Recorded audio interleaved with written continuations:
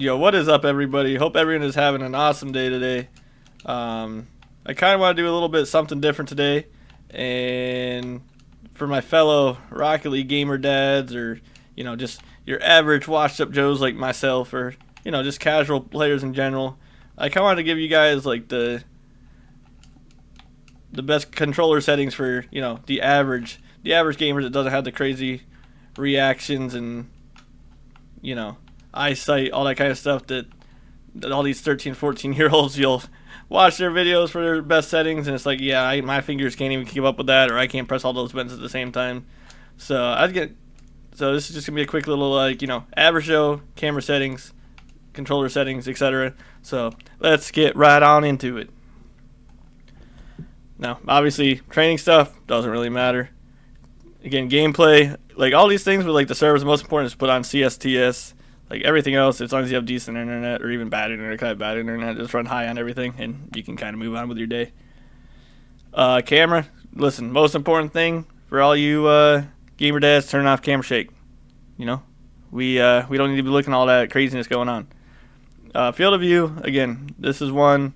You can see how far out, how close you are to the car. You always want to run like 110 because there's no sense of seeing less field when you can see all of it. And now these you can play around with a little bit. Like I know like the general rule of thumb for distance is around like 240, 270. Again, but the way I have these set up is going to be pretty simple. They all work together pretty well. And if you like the way like my car looks on the screen, you're gonna like them. Like I said, the car's not so far away where you can't really see it, but at the same time, you can still do some stuff, and like everything I like. So 270, again, this is for all you just gamer dads, washed up gamers like myself, whatever. This is our quick, not crazy in depth because we all suck anyway, camera settings.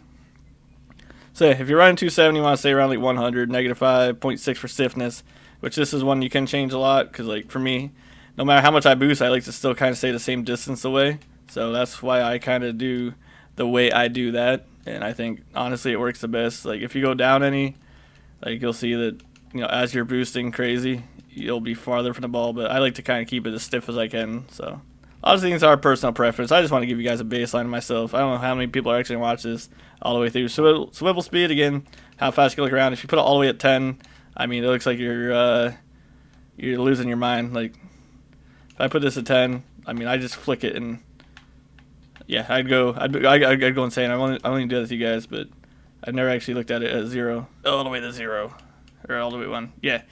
Don't ever do it at 1 because you'd be here all day trying to look across the field. So please don't do that.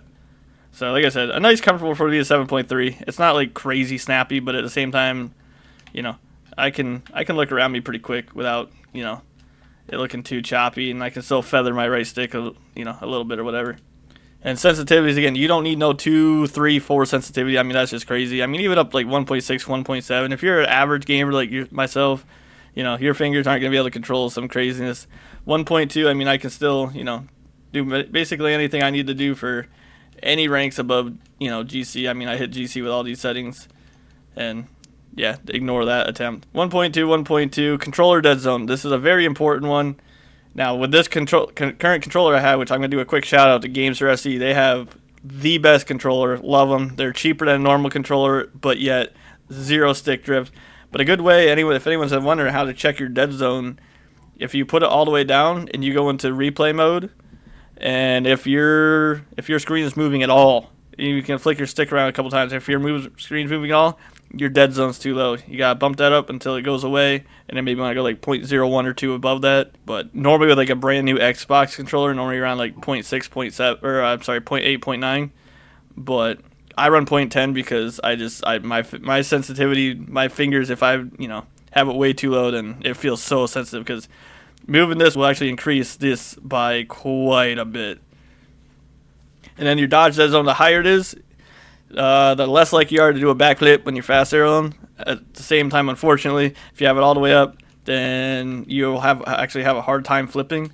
So I like this area, again, maybe a little bit, like down to 0.65 if you're having a hard time flipping and you're actually not moving enough. If you're having trouble back flipping when you're trying to fast arrow, I wouldn't go any higher than 0.8 but do what feels most comfortable to you at the end of the day.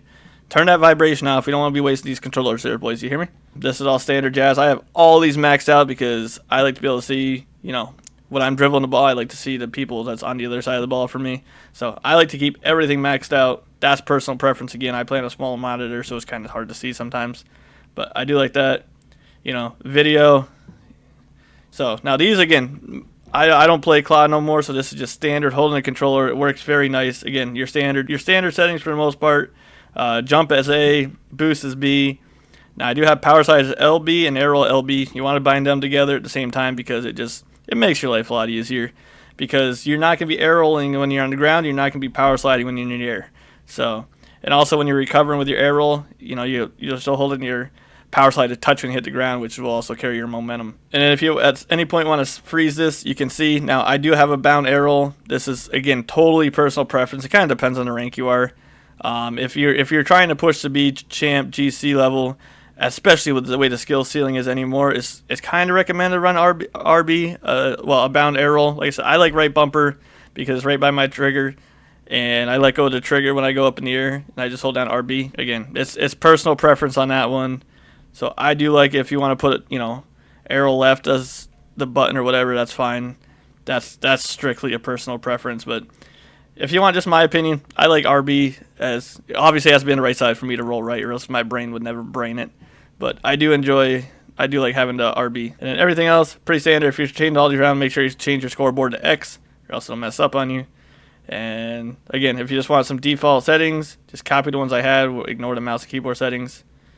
But yeah, like I said, I turned all this stuff off, effect intensity low, all this down, just high performance. Now this is only if you're on PC.